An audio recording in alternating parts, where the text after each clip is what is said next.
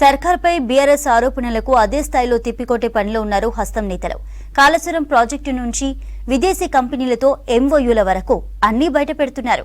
పవర్లో ఉండి 10 ఏళ్లు చేసిన బీఆర్ఎస్ నేతల ఆగడాలను బయటకు తీస్తున్నారు కాంగ్రెస్ లీడర్లు. సోషల్ మీడియాలో సీఎం రేవంత్ కాంగ్రెస్ ప్రభుత్వంపై వస్తున్న అసత్య ప్రచారాలకు అదే స్థాయిలో కౌంటర్ అటాక్ చేస్తున్నారు. కాంగ్రెస్ సర్కార్ సీఎం రేవంత్ పై బీఆర్ఎస్ నేతలు చేస్తున్న ఆరోపణలకు అదే స్థాయిలో కౌంటర్ ఇస్తున్నారు హస్తం నేతలు. రాష్ట్రానికి పెట్టుబడుల కోసం అమెరికాలో పర్యటిస్తున్న సీఎం రేవంత్ పై గులాబీ నేతలు అడ్డగోలుగా ఆరోపణలు చేస్తున్నారని ఫైర్ అయ్యారు కాంగ్రెస్ లీడర్లు. సీఎం రేవంత్ విదేశీ పర్యటనపై గులాబీ నేతలు తప్పుడు ప్రచారం చేస్తున్నారని విమర్శించారు. 10 ఏళ్లు అధికారంలో ఉన్న బీఆర్ఎస్ అధినేత కేసీఆర్ ఫామ్ హౌస్లకే పరిమితమయ్యారని విమర్శిస్తున్నారు కాంగ్రెస్ నేతలు. షాడో సీఎంగా వ్యవహరించిన కేటీఆర్ విదేశీ పర్యటన ఎందుకు చేశారో చెప్పాలని కౌంటర్ అటాక్ చేశారు మంత్రి కొండా సురేఖ. బోగస్ కంపెనీలతో ఎంఓయూలు కుదుర్చుకున్న ఘనత కేటీఆర్ దన్నారు మంత్రి కొండా సురేఖ.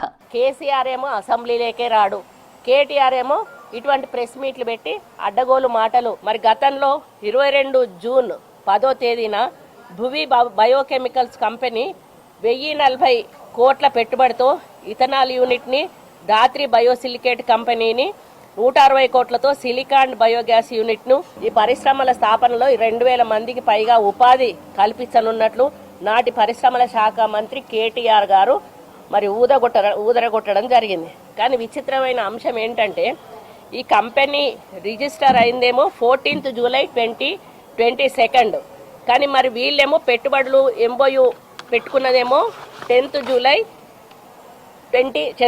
జూన్ 2022. అంటే దీంట్లో ఎంత లూప్ హోల్స్ ఉన్నాయో ఈ ఒక్క చిన్న దాన్ని బట్టే మనకు అర్థమవుతా ఉంది. 10 ఏళ్ల కాలంలో కేసీఆర్ కుటుంబం లక్షల కోట్లు దోచుకుందని ఆరోపిస్తున్నారు హస్తం నేతలు. కమిషన్ల కోసమే కాళేశ్వరం ప్రాజెక్టును కట్టారని మండిపడ్డారు.